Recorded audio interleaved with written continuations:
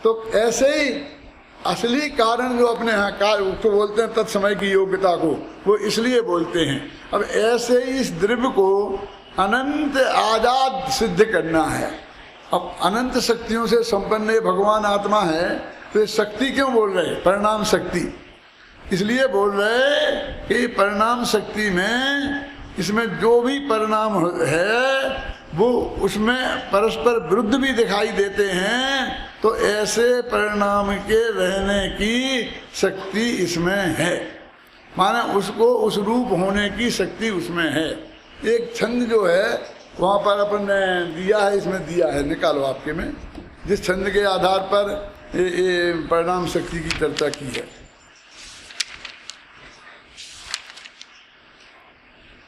Page number 387। स्थितेति जीवस्य निरंतराया स्वभाव भूता परिणाम शक्ति तस्याम सतायाम सकरोति भावम यम स्वस्य तस्यैव भवेत् सकर्ता। इस प्रकार इस जीव में स्वभाव भूत परिणमन शक्ति है। निर्विघ्न, निर्विघ्न माने कोई विघ्न नहीं है, उसमें कोई बाधा खड़ी नहीं है। निर्विघ्न काय का अर्थ किया अपन ने, देखो छंद में देखो, किताब नहीं है। स्थितेति जीवस्य निरंतराया, अंतराय से रहित, अंतराय माने विघ्न है ना, और निरंतराय माने विघ्न से रहित। हमको तो अंतराय शब्द आते ही मुनि महाराज को जो आहार में अंतराय होता है तो उस पर ध्यान चला जाता है, ओके अंतराय नामक कर्म पे ध्यान चला जाता है। वो ये कह रहे कि प्रत्येक द्रव्य में वो अपना परिणमन करे और कोई पर द्रव्य उसके बीच में अंतराय डाल दे, ऐसा संभव नहीं है कि उसमें परिणमन शक्ति है और वो निरंतराय है। माने कोई उसमें अंतराय नहीं डाल सकता, उसे कोई दुनिया की ताकत उसको रोक नहीं सकती, है ना। और जब ये बात नक्की हो जाती है तो फिर प्रत्येक द्रव्य अपने स्वयं के परिणमन का करता है। देखो हिंदी का अनुवाद है इसका बहुत अच्छा, पढ़ो भाई जोर से जरा कोई गा करके।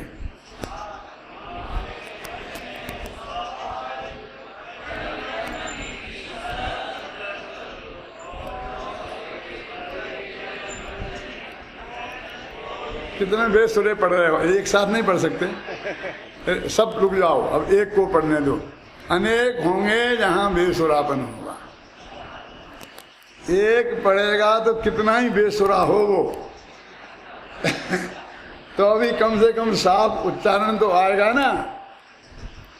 आत्मा में है स्वाभाविक परिणमन की साथी जब, और उसके परिणमन में है न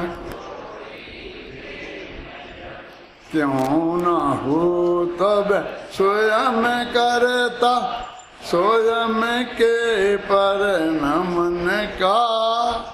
अरे सहज ही यह नियम जानो वस्तु, वस्तु के परिणमन का ये सहज नियम है। सहज नियम है माने जिसमें कोई विघ्न खड़ा नहीं किया जा सकता, मतलब उसमें परिणमन की शक्ति है। तो ठीक है बदल जाएगा, लेकिन कैसा कि जैसा बदलना चाहेगा वैसा, वो बदलने में आजाद है कि नहीं, जरा विचार करना, सोचना जरा राजेंद्र जी, आजाद है कि नहीं।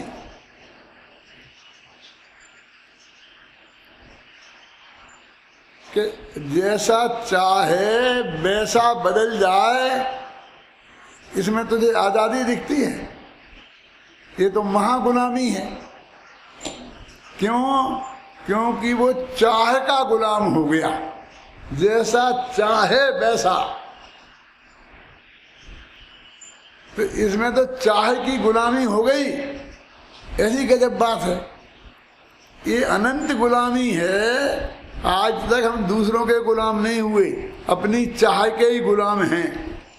अब वो गुलामी को आज़ादी मान ली इसने, मैं जैसा चाहूँ तैसा करूँ, तभी मैं आज़ाद हूँ। क्यों? कहते नहीं, जैसा चाह वैसा नहीं। तो फिर कैसा? कि जैसा परिणमन की होने की उसकी योग्यता है वैसा आ गया। हाँ, फिर तो बंध गए हम। देखो, इस मूर्ख को योग्यता में बंधना दिखता है और चाह में आजादी दिखती है। अंतर समझ में आया ना कि मैं जैसा चाहूं वैसा करूं तो आजादी दिखती है, और जैसा वस्तु की योग्यता है वैसी परिणमेगी, इसमें से गुलामी दिखती है।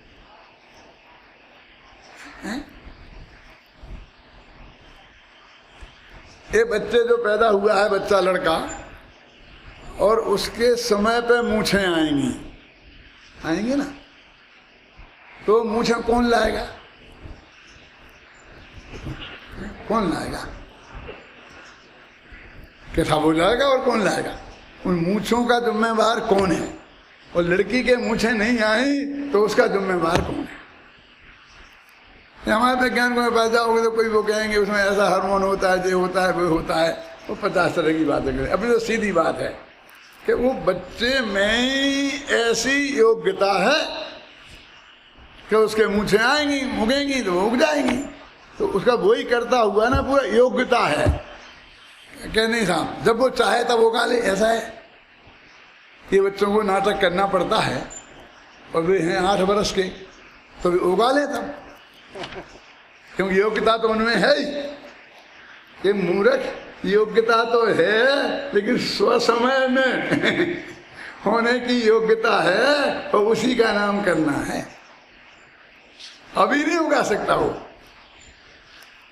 जब उगाएगा वो ही उगाएगा, लेकिन एक समय आगे पीछे नहीं। अरे ऐसा किस काम का? फिर तो उसके माथे पे बोझा हो गया कि जब वो समय हो तो वो इंतजार करते हो, ड्यूटी लगे, और वो तब वो उगाए। अरे उसे इंतजार भी नहीं करना है, उसको ये भी नहीं, सावधानी भी नहीं रखना है कि अब मैं 20 वर्ष का हो गया तो मूछें जल्दी उग जाएं, नहीं वे अंदर ही रह जाएं, ऐसा भी नहीं करना है। तो क्या है कि वो तो अपने आप से समय में उग जाएंगी, तुझे कुछ नहीं करना है। तो मैं क्या करता कि ऐसा ही करता है जेंदर में। तो इसी का नाम आज़ादी है, जिसमें हमें गुलामी हो, जिसमें हमारे माथे पे बोझा पड़े, वो क्या करता? करने का जिस हमारे माथे पर बोझा हो वो क्या करता? बोलो। वो स्वसमय में कार्य होगा, इसका नाम परिणमन शक्ति है। स्वभाव भूता परिणाम शक्ति है, वो स्वसमय हर कार्य होगा। अब ये इतनी गहरी जैन दर्शन की दार्शनिकता है, वो जैनियों की समझ में नहीं आती। जैनियों को समझाने में पसीना छूटता है, जैनी विद्वानों को समझाने में पसीना छूटता है? और आगे मैं कुछ बोलना नहीं चाहता, लेकिन ये परम सत्य है। जब भी हम कहीं कोशिश करते हैं ऐसी ये बातें समझाने की, तो सब फटाफट चर्चा बदल देते हैं। यहाँ की वहाँ की ऐसी है, वो बस शिखर सम्मेलन में ऐसा हो गया, फलाने में ऐसा हो गया, देखो कल तूफान ऐसा आया था, पर अरे आया था वो, हमने भी देखा, तूने देख क्या कहना? अभी हम एक 1 घंटे में वो तूफान को क्या करें? हम अपनी बात समझाए या नहीं समझा? हम यहाँ वहाँ से बदल बदल करके कहीं ना कहीं उपयोग को भ्रष्ट करना चाहते हैं, उस बात को आगे ही नहीं बढ़ने देना चाहते, उस बात को चर्चा ही नहीं चलने देना चाहते हैं। यानी वो कहीं से भी बंधी, यानी सबसे बड़ी वो जो मैंने इच्छा की बात कही कि अपनी इच्छा जो सबसे बड़ी गुलाम है, जिसके हम गुलाम हैं, जो हमारे को सबसे ज़्यादा तकलीफ देने वाली चीज़ है, हम अपने सारा अस्तित्व उसको सौंपने को तैयार है कि और चाहे जो कुछ हो जाए। क्यों? ऐसे कहना चाहिए ना कि हमारा बच्चा है, आपको हमने पढ़ने के लिए सौंप रहे हैं, सब तरह की सुविधा देना है ऐसे, लेकिन जो चाहे वो मत देना, जो ये मांगे वो मत देना। क्यों? कोई कहता है? नहीं साहब, जो कहे आपसे मैं कह रहा हूं, जो चाहे इसे दे देना, मेरे नाम लिख लेना, फिर वो सब मैं दे दूंगा। हम तो ये बात करें, जिसकी गुलामी से छूटना है उसकी गुलामी इसकी पक्की रहे। देख, तू फिक्र मत कर, जो तू चाहेगा वो तेरे को मिलेगा। अब उसको तो पहले ही दिन सिखाना है कि चाय सबसे बुरी खोटी चीज है। बहुत विचित्र बात है। तो देखो, अरे सहज ही है नियम जानो वस्तु के परिणमन का। वस्तु के परिणमन का ये सहज नियम है, उसमें कोई विघ्न ही नहीं है। क्या नहीं, सब कोई वैसे तो ऐसा ही है कि जैसा होता है समय, बरसात समय पे ही होती है, लेकिन कोई चक्कर पड़ जाए। वैसे तो हमने जो कहा है उस तारीख को हम आ ही जाएंगे हैं, लेकिन अब कोई गाड़ी माड़ी खराब हो जाए, तबीयत खराब हो जाए, इतनी बातें और अपन लगाते हैं ना। क्यों? ये जरूरत है, ऐसा मैं बोलता हूँ। क्यों? आप मेरे से कहें कि पंडित जी आपको हमारे इस शिविर में आना है, हाँ जरूर आऊँगा, जिंदा रहा तो। कभी तो आप नहीं कहो तब भी पक्की हम जानते हैं कि तभी आओगे। हम आपसे उलाहना देने नहीं आएंगे कि आपने वायदा किया था हैं?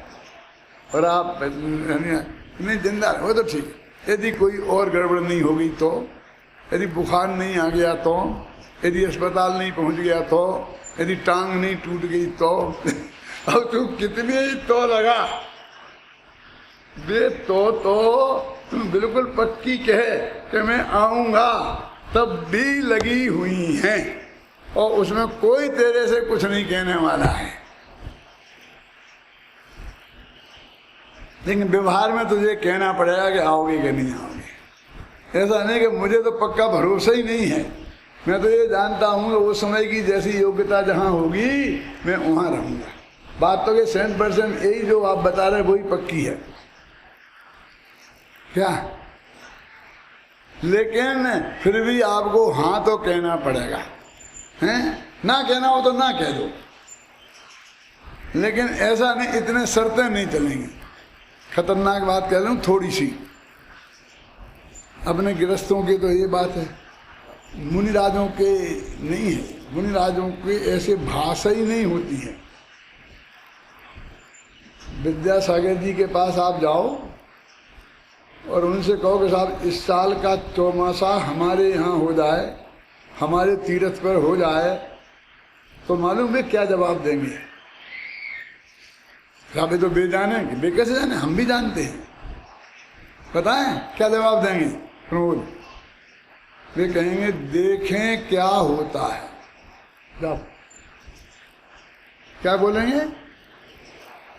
देखें क्या होता है। ये जिनवाणी की आज्ञा है कि उन्हें ऐसा जवाब देना चाहिए। वे कोई गलती नहीं करते हैं। मैं यहाँ किसी की गलती बताने नहीं बैठा हूँ। क्यों? क्योंकि मैं केवल ज्ञानी तो हूँ नहीं कि मुझे पक्का पता हो कि उस समय मेरा क्या होगा, क्या बात होगा। मैं तो जिस समय जो होता है उसका ज्ञाता दृष्टा हूँ। तो मैं कहता हूँ कि आपने कहा वहाँ आइए, तो मैं कहता हूँ देखें क्या होता है। अब मैं भी देखता हूँ कि मैं आता हूँ कि नहीं आता हूँ। मेरे क्रमबद्ध परिणमन के हिसाब से इसे बोलते हैं आमंत्रणी भाषा। 10 प्रकार की ऐसी भाषाएं होती हैं कि जिनका वो ना हाँ में होता है ना ना में, लेकिन आपको पधारना है। अब ये सत्य है कि झूठ है? ये तो आमंत्रणीय भाषा है, इसमें सत्य झूठ का क्या सवाल है? आप समझ गए ना? ऐसी भाषा होती है, वो एक कह ही नहीं सकते हैं, उनका कहीं प्रोग्राम नक्की हो ही नहीं सकता है। कुंद कुंद से कहते कि कल आज सुबह कुंद कुंद आचार्य देव का व्याख्यान होगा, तो ऐसा संभव ही नहीं था। वे कहेंगे कि सुबह मेरे को क्या पता, इस वक्त मेरा उपयोग और अंदर ही चला गया। और मैं नहीं रहा, अब मैं 1 मिनट घड़ी कहाँ देखता फिरूंगा, मैं कहाँ ऐसा हिसाब किताब बैठालता फिरूंगा कि मैं यहाँ से 2 महीने बाद वहाँ पहुँच जाऊँगा। मान लो कि यहाँ से जयपुर पहुँच जाऊँगा कि वहाँ, तो फिर रोजीना में 2 महीने तक माथे पर रोजीना गिनूँ, आज भैया अब 10 मील तो चलना ही पड़ेगा, नहीं तो पहुँचेंगे कैसे, क्यों है? इतना है नहीं दिखता तो चलना ही पड़ेगा। ये तो आज से ही हमारे दिमाग को डिस्टर्ब करता है। हम कहीं का वचन कैसे कह सकते हैं, तो वे कैसे चल देते हैं। तो अपने तीर्थों को उद्देश्य करके विकल्प की सीमा में कि चलो सम्मेद शिखर तरफ चलते हैं। अब उसके बीच में जो गांव आ गए तो आ गए, कौन सी तारीख में कौन सा गांव आएगा, जब आएगा तो आएगा, और कब पहुंचोगे कि जब पहुंचेंगे पहुंच जाएंगे, और नहीं पहुंचेंगे तो नहीं पहुंचेंगे। क्या हमारे पिताजी एक उदाहरण देते थे कि एक साधु, मतलब अजय साधु की बात है, वो जा रहा था तो नदी के पास, तो नाव से पार हो रहे थे लोग, तो वो गया तो उस नाव वाले ने पैसा मांगे कि बाबा जी पैसा। भैया पैसा तो अपने पास नहीं है। दादा को याद आ गया क्या कहते थे कि पैसा तो मेरे पास नहीं है, कि मत जाते हैं, नहीं जाए, हम नहीं जाएंगे, और क्या है, क्यों, हमारी उस नदी के उस पार ससुराल थोड़ी है। ऐसा उदाहरण है कि हमें जाना ही है, हमको इधर को चल देंगे। अभी हमारा विचार इस दिशा की इसलिए था कि ये पूरब है, और ये पूरब में सम्मेद शिखर है तो पहुंच जाएंगे। अब यदि सम्मेद शिखर जाने में पैसे लगते हैं हम इधर को चल देंगे। हमने किसी को वायदा नहीं किया, क्या कि वायदा ही करना होता तो हम जो नए दिगंबर वेश काय को लेते, किसी से बंधना ही होता, फिर वो जिम्मेवारी निभाना होती। क्यों, हम तो अंदर में जब जाते हैं तो बाहर में आने की गारंटी से नहीं जाते हैं। हम तो चाहते हैं कि हम तो गंधर्व जाएं तो जाएं, बाहर आए ही नहीं। हर बार जब शुद्धोपयोग में जाते हैं शुभोपयोग से, हम लौट के शुभोपयोग में आए ही नहीं। हमारी तो ये भावना होती है, तो हमें वर्षों के प्रोग्राम कैसे बना सकते हैं।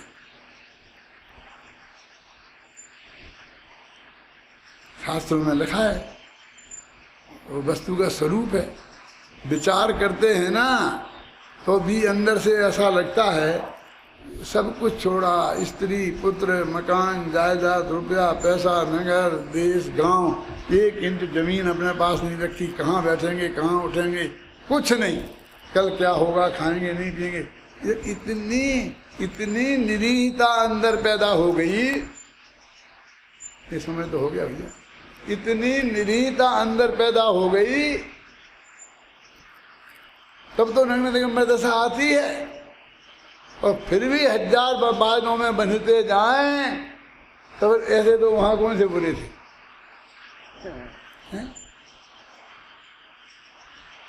अरे हम बंधेंगे तो 2 घंटे में पहुंच जाएंगे यहाँ से बम्बई, तो हमें तो 2 ही घंटे तक की आकुलता रहेगी ना। क्यों, तुम टिकट दे के जाओगे, उस तारीख को बैठ के आ जाएंगे। अभी महाराज यदि कहते हैं तो वे तो साल भर को बंधते हैं। यदि बाहुबली जाने का संकल्प करते हैं तो 3 चौमासे रास्ते में करने पड़ेंगे, और तब तक निरंतर निरंतर निरंतर निरंतर एक डोरी से बंधे रहेंगे। कैसे हो सकता है, क्या कभी संभव नहीं है।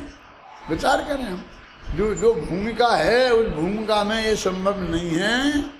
अभी फिर 50 तरह के झगड़े में नहीं पड़ना चाहता मैं, किसी से मेरी बात का कन्फर्मेशन कराने की जाने की जरूरत नहीं है। फिर वो ये कहेगा फलाने कहते फलाने का है, फिर इस साल के नहीं 1000 वर्ष वाले पुराने उनने ऐसा कहा था, वो वहाँ गए थे। मैं तो ये कहता हूँ आप विचार करो, गंभीरता से विचार करो। निर्वाणी है, जो मुनियों का स्वरूप बताया है वो मैंने विचार किया है, और जो मेरे विचार आया है तब मैंने व्यक्त किया है। मैंने एक किताब लिखी थी छोटी सी, भगवान बाहुबली गोमतेश्वर का 12 वर्ष का अभिषेक था, आज से 36 वर्ष पहले। तो मैं लिख दी गोमटेश्वर बाहुबली एक नया चिंतन,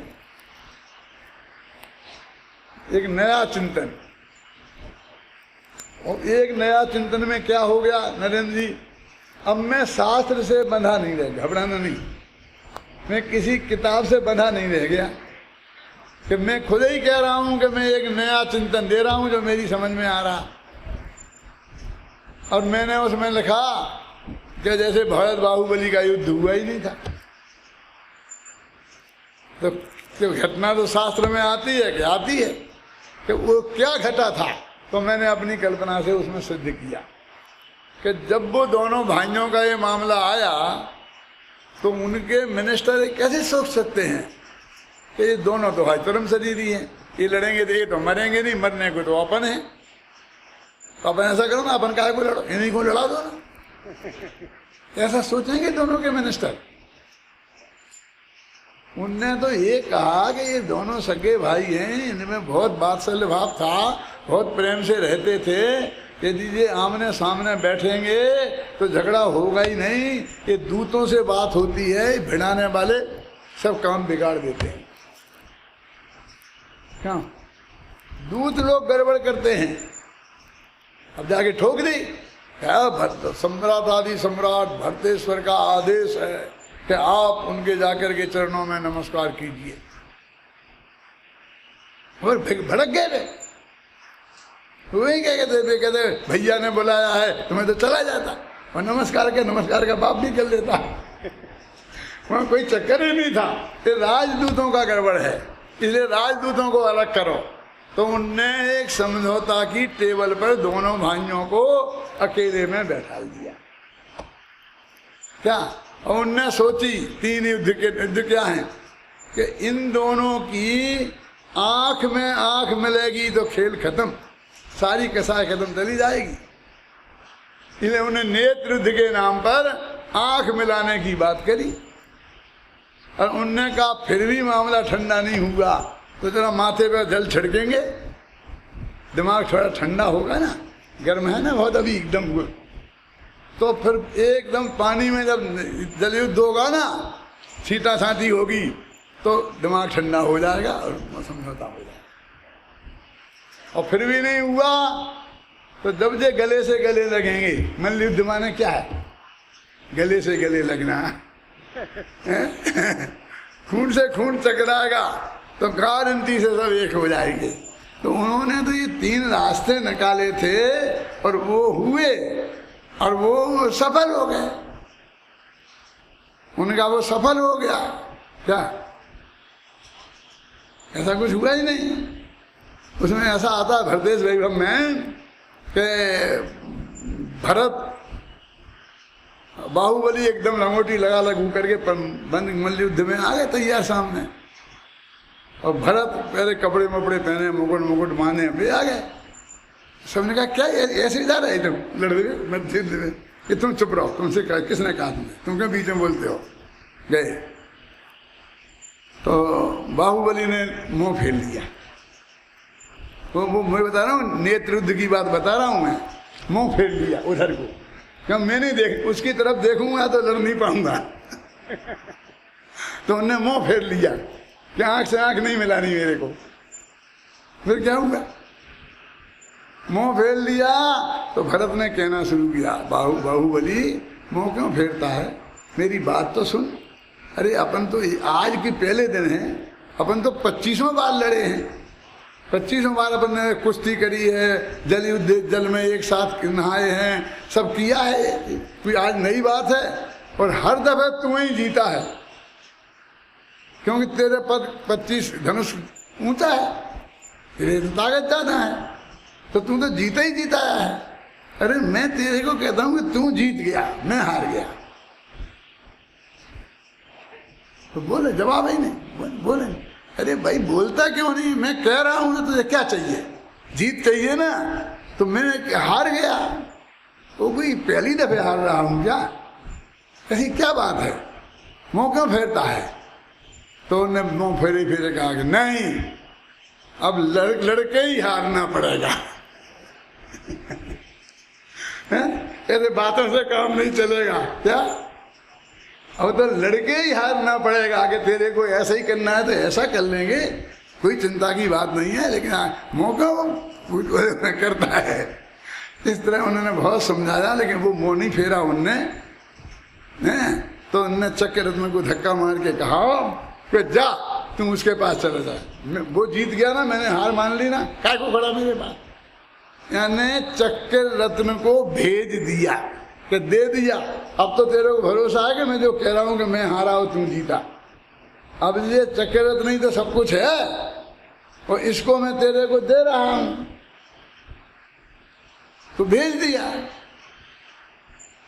चक्र रत्न गया तो 3 प्रदक्षिणा दिए, नमस्कार किया और लौट के आ गया, भरत के हाथ में आ गया। यानी इशारे से उसने ये बात कह दी कि देखो ना मैं भरत का गुलाम हूं ना बाहुबली का,